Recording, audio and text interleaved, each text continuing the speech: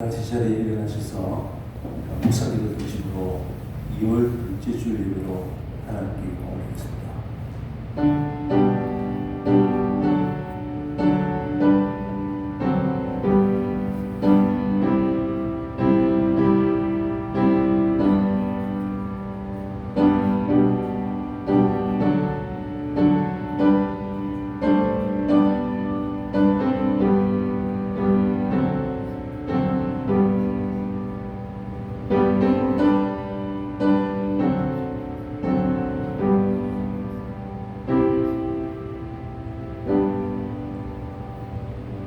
나의 발이 미끄러진다고 말할 때에 주의 인자심이 나를 붙드셔 싸우며 내 속에 근심이 많을 때에 주의 위안이 내 영혼을 즐겁게 하시나이다. 여호와는 나의 요새이시오 나의 하나님은 내가 피할 반석이시라. 아멘. 우리를 항상 지켜주시는 참 좋으신 하나님 아버지, 죄악이 우리를 치료하지만 우리의 든든한 요새요 바위가 되어 주시옵소서. 오늘도 예배하는 저희들에게 하나님의 크신 은혜로 위로받게 하여 주옵소서. 오직 하나님만 크신 영광 나타내시옵소서. 예수 그리스도의 이름으로 기원하옵나이다. 아멘. 교독은 7번 시편 13편 교독하겠습니다.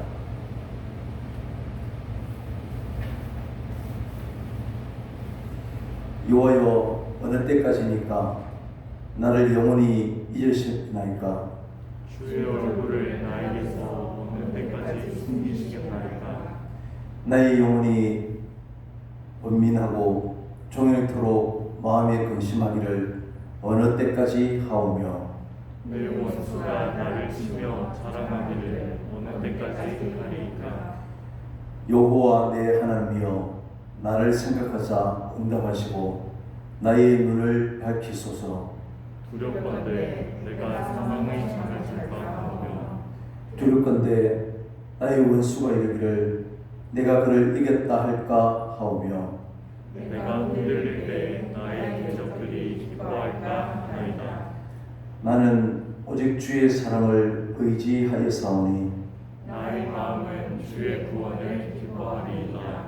내가 여호와를 찬송하리니 이는 주께서 내게 언덕을 베푸심이로다. 아멘. 사도신경으로 신앙 고백하겠습니다. 전능하사 천지를 만드신 하나님 아버지를 내가 믿사오며 그 외아들 우리 주 예수 그리스도를 믿사오니 이는 성령으로 잉태하사 동정녀 마리아에게 나시고 본디오 빌라도에게 고난을 받으사 십자가에 못 박혀 죽으시고 장사한 지 사흘 만에 죽은 자 가운데서 다시 살아나시며 하늘에 오르사 전능하신 하나님 우편에 앉아 계시다가 저리로서 산자와 죽은 자를 심판하러 오시리라. 성령을 믿사오며 거룩한 공의와 성도가 서로 교통하는 것과 죄를 사하여 주시는 것과 몸이 다시 사는 것과 영원히 사는 것을 믿사옵나이다. 아멘. 368장 찬송하겠습니다.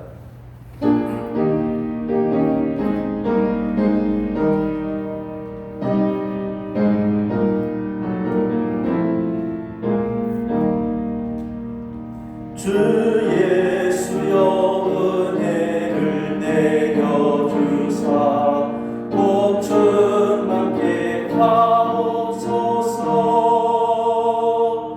잊으리고 목마른 나의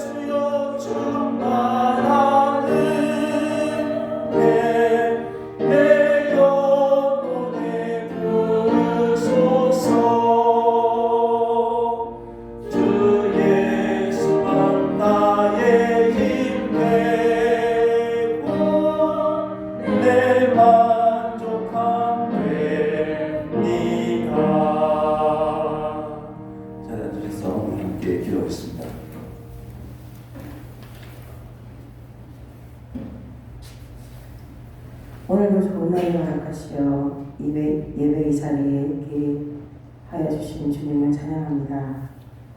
우리들을 날마다 동일하게 사랑하시는 주님, 주인된 나와 온 마음과 정성을 다해 예배 드리는 시간 되게 해주시옵소서.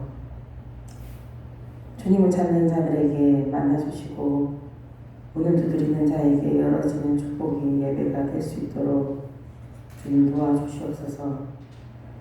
주님, 안디옥 교회처럼 우리 사랑의 교회도 갈등과 차별이 없고 그리고 음식하며 기도하고 하나님의 능력이 도구로 쓰임받는 교회가 되길 원합니다.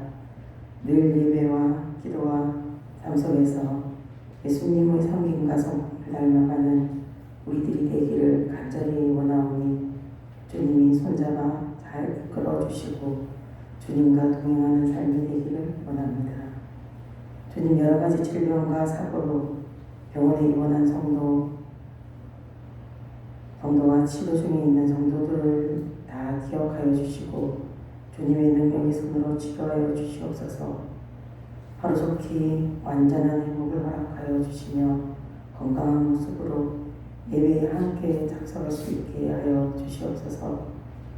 모이기를 힘쓰라 하신 주님, 긴 코로나로 인해 우리들이 모이기를 게을리하고 눈치 보기에 더 민감해진 우리들이 지금 주님이 우리에게 무엇을 바라시는지 알게 하여 주시고 기도로 찬양으로 예배로 주님이 원하시는 삶을 살아갈 수 있도록 도와주시옵소서.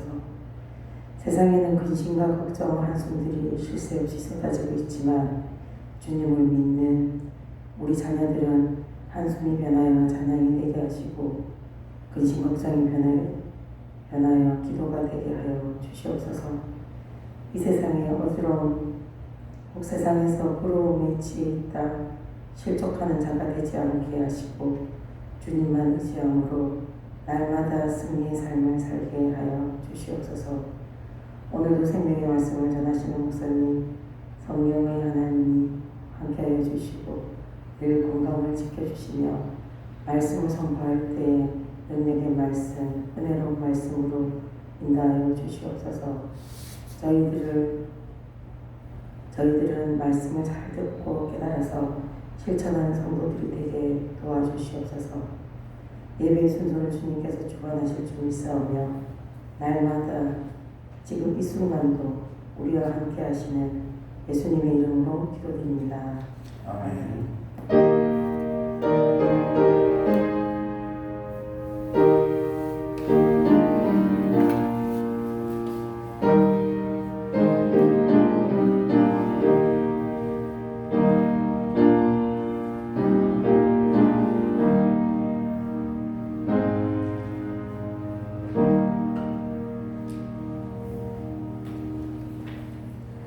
말씀 듣겠습니다.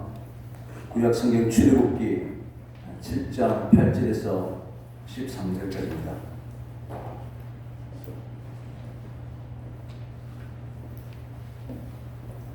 출애굽기 7장 8절에서 13절까지 같이 읽도록 하겠습니다. 여호와께서 모세와 아론에게 말씀하여 이르시되 바로가 너희에게 이르기를 너희는 이적을 보이라 하거든 너는 아론에게 말하기를 너희의 지팡이를 들어서 바로 앞에 던지라 하라. 그것이 뱀이 되리라. 모세와 아론이 바로에게 가서 여호와께서 명령하신 대로 행하여 아론이 바로와 그의 신 앞에 지팡이를 던지니 뱀이 된지라. 바로도 현인들과 마술사들을 부르매 그 애국 요술사들도 그들의 요술로 그와 같이 행하되 각 사람이 지팡이를 던짐에 뱀이 되었으나 아론의 지팡이가 그들의 지팡이를 삼키니라. 그러나 바로의 마음이 완악하여 그들의 말을 듣지 아니하니 여호와의 말씀과 같더라. 아멘.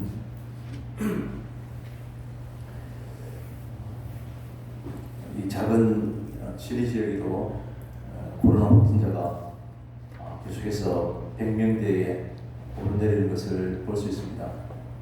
마치 한 집 건너 한 집에 또 확진자가 생기든지 또 아니면 밀접 접촉자로 격리되는 그런 일이 일어나고 있는 것 같습니다.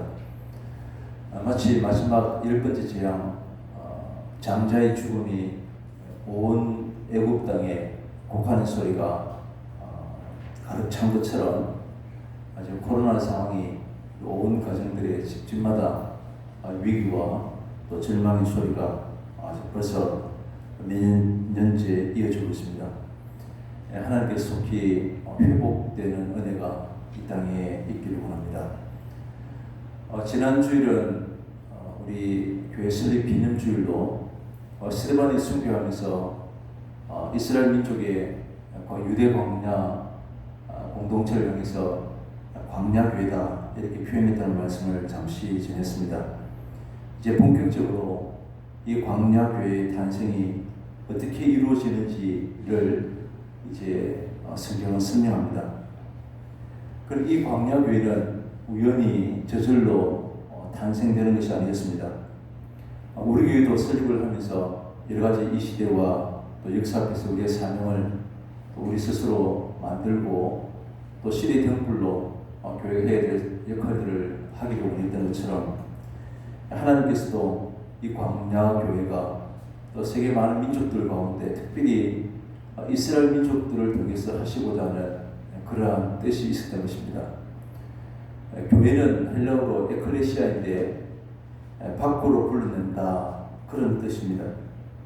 교회는 이 유대교회는 이스라엘 민족 공동체는 애굽에서 밖으로 불러낸 그러한 존재라고 하는 것입니다. 그런데 이스라엘 민족이 애굽에서부터 광야로 불러내기까지 그 과정들은 순탄하지가 않습니다. 이미 지도자 모세를 부르면서 계속해서 하나님께서 말씀하시고 질문하고 대답하시는 이런 장면들이 반복이 있었습니다.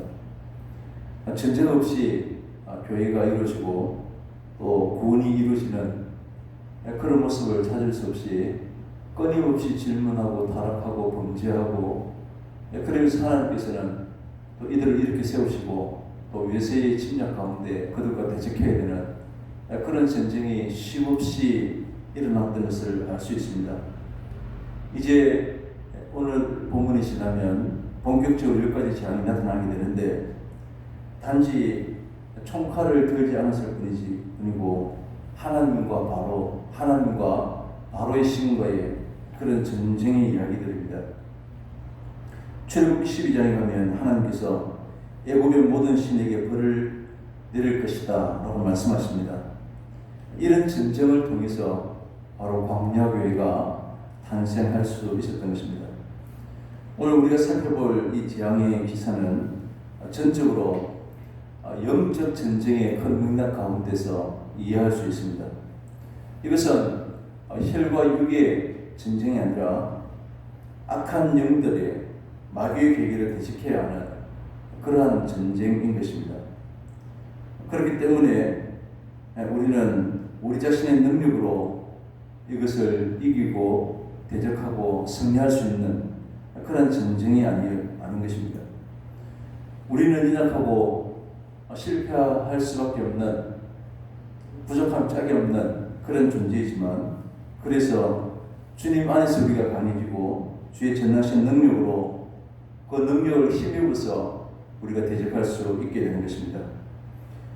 오늘 출애굽기 1까지 재앙 시작하기 전에 7장 4절에 하나님은 이스라엘 백성들을 향해서 내 군대라고 표현하고 있고 또 이 10가지 장이 끝나고 난 12장 41절 부분에도 여호와의 군대라고 이스라엘 민족을 향해서 그렇게 부르고 계시는 것을 알 수가 있습니다. 출애굽 사건은 이제 하나님께서 단순하게 이스라엘 민족을 애굽에서 종살이로부터 해방시키는 그런 내용이 아님을 알 수가 있는 것입니다. 오늘 하나님이 내리실 10가지 재앙 시작하기 전에 이제 모세는 바로 앞에서 지팡이를 뱀으로 바꾸는 기적을 행하게 됩니다. 하나님이 모세를 애굽에서 보내면서 3가지 표정을 보여주셨는데 이미 사장에서 하나님께서는 이 애굽이 아니라 이스라엘 민족을 설득시키는 표적으로 지팡이가 뱀이 되는 그 이적을 주셨습니다. 그리고 지금 이 표정을 정표를 지금 바로 왕 앞에서 사용하고 있는 것을 알 수 있습니다.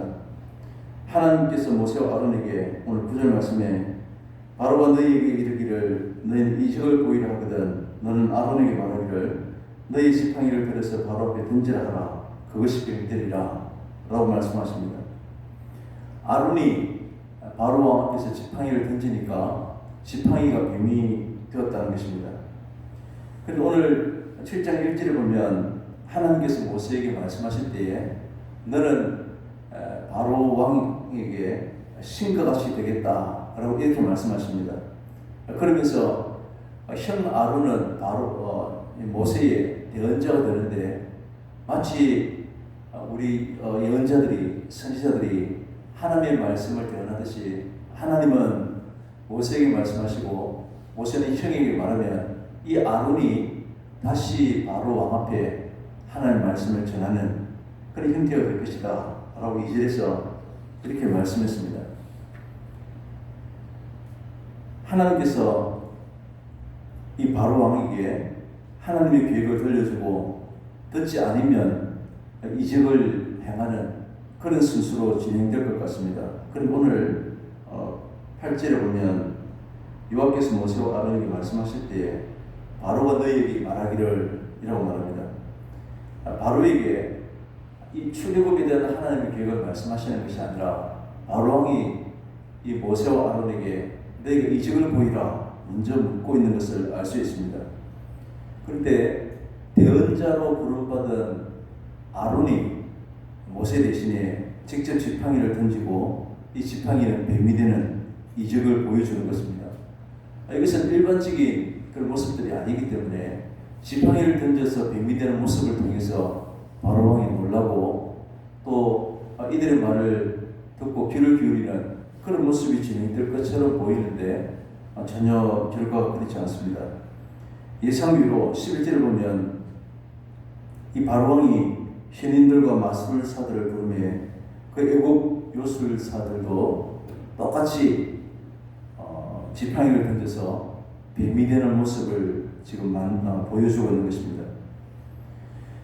자신의 요술사들도 아론이 행하고 있는 이런 모습들과 똑같은 것을 보여줌으로써 이 아론과 모세의 말을 듣지 않는 것입니다. 그런데 12절에 보면 각 사람이 지팡이를 던짐에 뱀이 되었지만 아론이 던졌던 지팡이가 된 그 뱀이 모든 뱀을 다 집어삼켰다 라고 말합니다. 이제 아론의 지팡이가 다른 모든 지팡이를 삼켰기 때문에 이제 아론이 완전한 승리를 거둔 것으로 보여집니다. 그럼에도 불구하고 바로는 그 마음이 완악해서 이들의 말을 듣지 아니했다라고 성경은 기록합니다. 겉으로 드러난 것으로는 바로를 만나서 출애굽하려고 하는 모든 계획들이 중지되고 실패하는 것으로 보여집니다. 모세와 아론이 바로를 만나서 지팡이를 던져 뱀이 되는 이적을 행한 일은 이제 아무런 성과 없이 그렇게 끝이 나게 되는 것으로 보여지는 것입니다. 하나님께서 함께 하시고 하나님이 역사하시면 이 뱀이 다른 뱀들을 모세와 아론의 지팡이가 다른 지팡이를 다 집어삼키고 또 바로 왕은 놀라서 항복하고 하는 이런 일이 즉각적으로 일어나야 하나님의 섭리로 하나님의 능력으로 그런 식으로 우리는 생각하는 것이 일반적인 시각일 것입니다. 그러나 이러한 시각들이 하나님의 일하심을 오히려 보지 못하게 하는 장벽이 되기도 합니다. 하나님께서 일하시는 것은 우리가 기대하는 것처럼 우리 예수 믿는 사람의 모든 일에 승리하고 일확천금을 누리고 세상의 많은 사람을 쥐락펴할 만한 그런 권세를 가짐으로써 하나님의 영광이 드러나게 되는 우리는 이런 것을 꿈꾸지만 하나님께서는 마치 우리가 실패하는 것처럼 세상에 보잘것없는 사람이 되는 것처럼 그렇게 보여지기도 하는 것입니다. 하나님의 일하심이 우리가 기대하고 우리가 원하는 성과를 전혀 나타내지 못할 때도 있는 것입니다. 그런데 우리가 끊임없이 우리는 어떤 결과를 기대하기 때문에 성과가 없다고 생각하고 실망하고 불평할 수 있지만, 그러나 이것이 우리의 생각일 뿐임을 성경은 계속해서 말합니다. 예수님이 십자가에 달려 돌아와 죽으실 때 미련한 것으로 어리석은 것으로 그렇게 보일지라도 이것이 곧 승리가 되어서는 우리는 믿는 사람들입니다.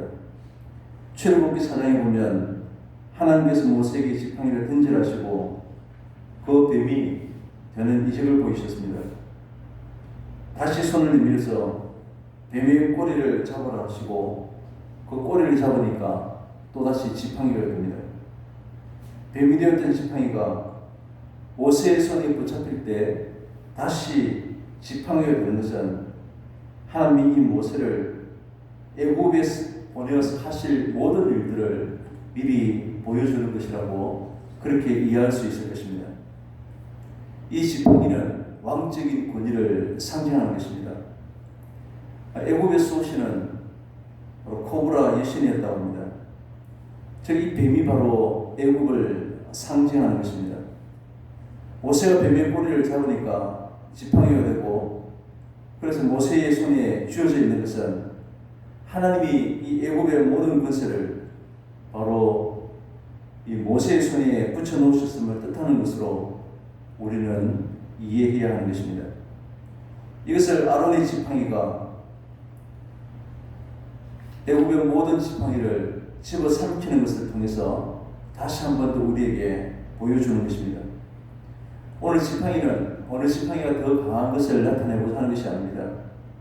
지팡이는 지팡이일 뿐이고 더 강한 지팡이나 약한 지팡이는 없는 것입니다. 단지 이 지팡이가 누구 손에 붙들려 있는가 하는 것이 서로 다를 뿐입니다. 출애굽기 4장에서 지팡이가 뱀이 되는 이런 이적을 보이신 뒤에 모세의 손이 문둥병에 걸렸다가 또다시 깨끗해지는 이적을 보여주셨습니다. 하나님 이것을 통해서 이스라엘 백성들의 현실이 무엇인가, 어떤 상태에 있는지를 우리에게 말씀하고 계신다라고 전한 적이 있습니다. 문둥병은 이스라엘 사람들은 곧 하나님의 저주라고 생각했습니다. 이것이 바로 우리 모든 인간이 처한 현실입니다. 이것은 선택받은 이스라엘 백성들도 애굽도 오늘 우리도 마찬가지인 것입니다. 그러나 이스라엘 백성들은 하나님이 그들과 함께 하시고, 그래서 하나님께서 그들을 치유해 주시고 깨끗하게 하실 것입니다. 이것이 바로 하나님의 언약 아래 살아가는 백성들의 모습이고 미래인 것입니다. 그러나 애굽은 저주 아래 있는 심판 그대로 존재할 뿐입니다. 하나님은 이스라엘을 애굽에서 구출해 내고자 하시는 그 목적에 의해서가 아니라 애굽과 동일하게 이스라엘 백성들이나 애굽 사람들이나 오늘 성경을 읽는 저희들이나 똑같이 문둥병에 걸린 저주의 존재인 그들을 하나님은 약속하신 대로 그들을 부르시고 그들을 치유해 나가시는 그런 모습을 우리에게 보여주시고자 하는 것입니다. 이것이 지팡이가 뱀이 되고 지팡이가 지팡이를 삼키는 이러한 이적을 통해서 우리에게 말씀하시고자 하는 그러한 내용들인 것입니다. 아론의 지팡이도 뱀이 되고 애굽의 지팡이도 뱀이 되었습니다.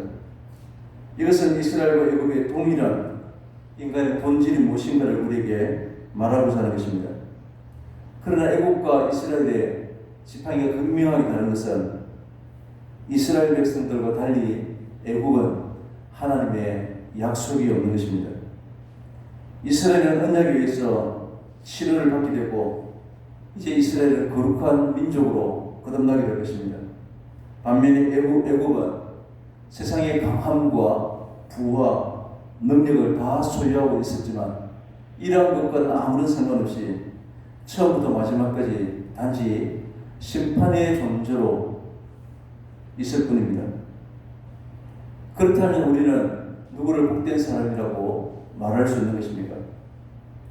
이스라엘은 하나님 언약을 입고 지금 애굽은 하나님께서 내어 버려둔 그런 상태입니다. 세상은 하나님의 언약 아래 있는 자와 내어버려둔 그런 상태에 있는 자로 구분될 수 있습니다.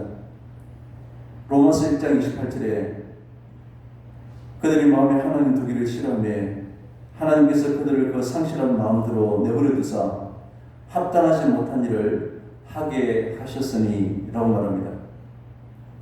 상실한 마음대로 내어버려 두신 것이 지금 세상의 형편이라고 하는 것입니다. 그래서 이 세상은 마치 문둥병에 걸린 저주 아래로 살다가 저주의 심판으로 마치게 될 그러한 인생에 속한 자들입니다. 이런 인생들이 돈이 있고 권력이 있고 또 많은 사람이 존경을 받는다고 하더라도 이들 가치 있는 인생이라고 말하지 않는 것입니다. 오늘 성경에서 말하는 상실한 마음은 다른 성경에서는 타락한 마음, 가치 없는 마음을 우리에게 말해주고 있습니다. 우리도 가치 없는 상실한 마음으로 우리도 타락한 이러한 마음으로 살아가는 사람들이었습니다. 이러한 우리들에게 하나님께서 먼저 찾아오시고 우리 마음을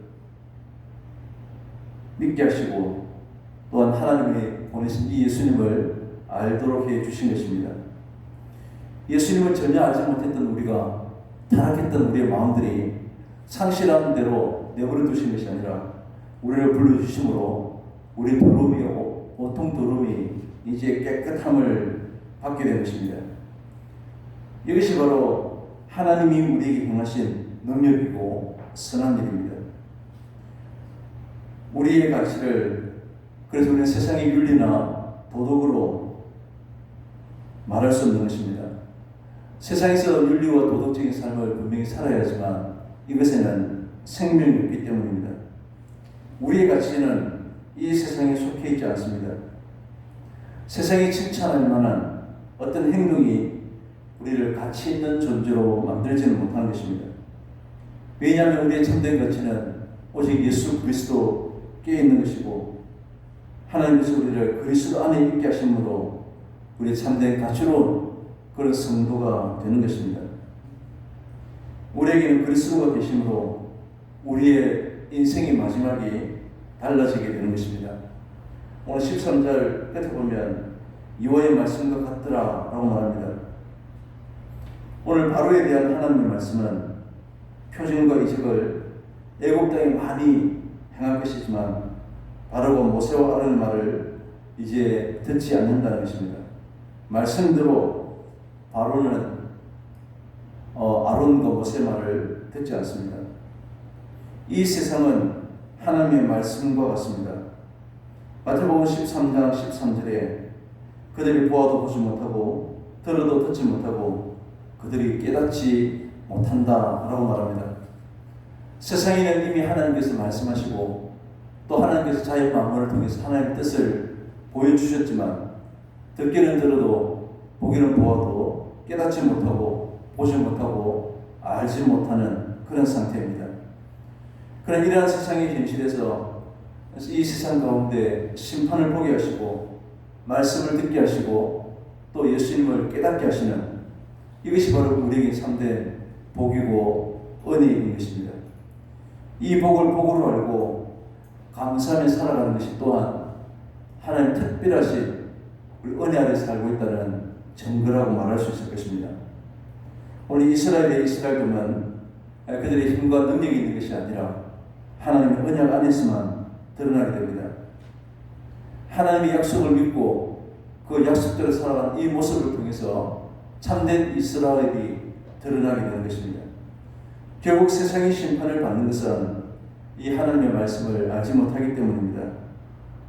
이것이 우리 자신과 세상을 보는 분명한 시각들이 되어야 할 것입니다. 그러나 세상은 하나님의 약속점은 아무런 관심이 없습니다.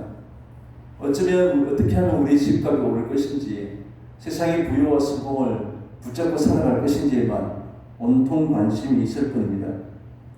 하나님이 일하고 계신다는 사실을 알지 못하고 세상은 내가 일한다고만 생각하고 있습니다. 그러나 진짜 세상의 현실은 하나님의 일하심에 의해서 하나님의 말씀대로 하나님께서 명령하신 대로 이 세상 모든 것이 이루어지는 것입니다. 하나님의 일하심에 있어서 저주받은 우리가, 저주의 상태인 우리가 예수님을 알게 되었고, 들어도 듣지 못하고 보아도 보지 못하고 깨닫지 못했던 이 세상을 이제 복음을 듣고 알게 되고 십자가 은혜가 무엇인지 분명히 우리가 볼 수 있게 된 것입니다.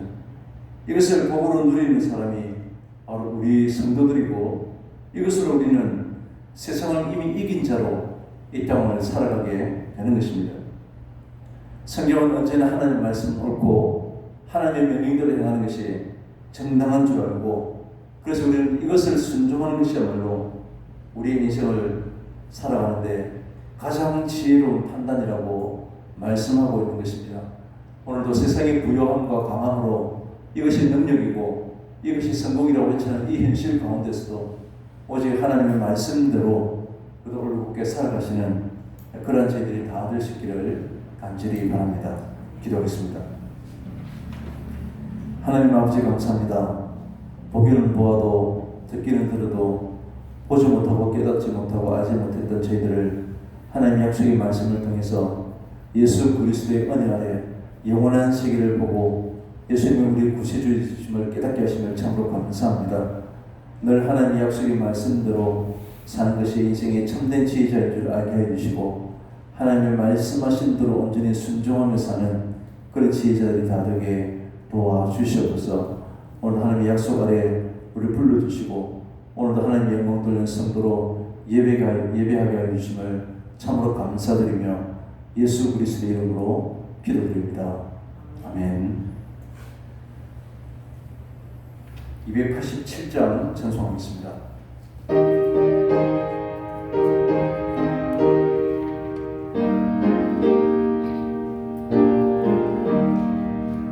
예수 앞에 나오면 죄사함 받으며 주의 품에 안기어 편히 쉬리라. 우리 주만 믿으며 모든 구원 얻으며 영생 복락 멸류관 확실히 받겠네. 예수 앞에 나와서 은총을 받으며 마음의 기쁨 넘치러 감사하리라. 우리 주만 믿으며 모두 구원 얻으며 영생 복락 멸류관 확실히 받겠네. 예수 앞에 설 때에 흰 옷을 입으며 밝고 빛난 내 집에 길이 살리라. 우리 주만 믿으며 모두 구원 얻으며 영생 복락 멸류관 확실히 받겠네. 하나님 아버지, 오늘도 기쁨이 충만한 성도로 이 땅을 살게 해주심을 참으로 감사드립니다. 풍요롭게 하시는 주님의 은혜 아래 오늘도 우리의 마음을 담아서 11조로 감사의 예물로 또 다른 제목으로 하나님께 정성껏 드립니다. 이 예물이 선교 현장의 사역 움직이는 동력이 되게 도와주시고, 하늘 보이지 않는 곳에서 오직 주님의 은혜만을 기억하고 하나님의 은혜를 증거하며 살아가는 역사들이 나타날 수 있도록 주님 도와주시옵소서. 언제나 베풀어 주신 하나님의 크신 은혜를 알고 하나님을 증거하며 사는 이 땅의 모든 성도들이 다 될 수 있도록 도와주시옵소서. 예수님의 이름으로 기도합니다. 아멘. 교회 소식 주보를 참조하시기 바랍니다. 계속해서 코로나 방역을 잘 지키시고 이 땅에서 회복될 수 있도록 함께 기도해 주시면 감사하겠습니다. 이후 예배 전 10시 40분부터 우리 찬양이 시작됩니다. 기억해 주시기 바랍니다. 2월 마지막 주일 우리 이후 예배 마치고 우리 전체 권사님들 모이도록 하겠습니다. 기억해 주시기 바랍니다. 이제 다 같이 자리에 일어나셔서 비회 찬송하도록 하겠습니다. 주의 복된 말씀 듣고 무한 감사합니다. 사랑하나 주 은혜로 이기도록 하시고 광야 같은 세상에서 항상 인도하소서. 아멘. 지금은 보혈의 은총으로 우리의 모든 죄된 것을 깨끗하게 씻어주신 예수 그리스도의 은혜와 아낌없이 아들을 내어주신 하나님의 크신 사랑과 오늘도 거룩한 삶을 살도록 우리를 격려하시는 성령님의 은혜가 이 세상 가운데 거룩한 하나님의 교회로 살고자 다짐하는 우리 모든 성도님들과 흩어져 함께 예배하는 우리 모든 가족들 위해 영원토록 함께 있을지어다. 아멘.